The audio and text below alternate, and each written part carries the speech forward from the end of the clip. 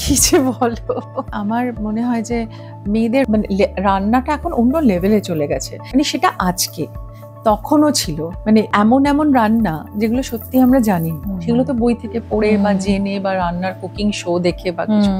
কিন্তু সেই সময় ওই রান্নাটা কি একটা শিল্পর জায়গায় ছিল। মানে সেই শিল্পটাকে তো কেউ শিল্প হিসেবে দেখেনি।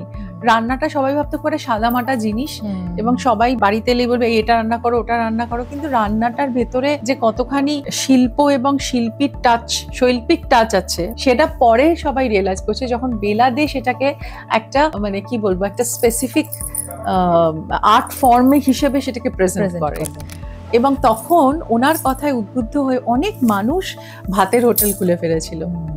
তো আমার কাছে সেটাই কথা, যে মানে রান্নাতে যারা বাড়িতে করে তাদের একটা অদ্ভুত ব্যাপার থাকে যে হ্যাঁ ঠিক আছে রান্না করেছে তো কি হয়েছে, না, রান্না করার মধ্যে যে কত বড় একটা আর্ট, এবং সেই আর্টটাকে আজকে মানুষ হাজার হাজার মানুষ সেখান থেকে করে খাচ্ছে।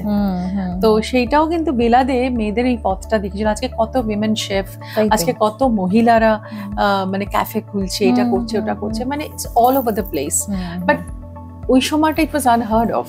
ঠিক, তো সেইখানে বেলাদে sort of created an huge example, আমি বলবো।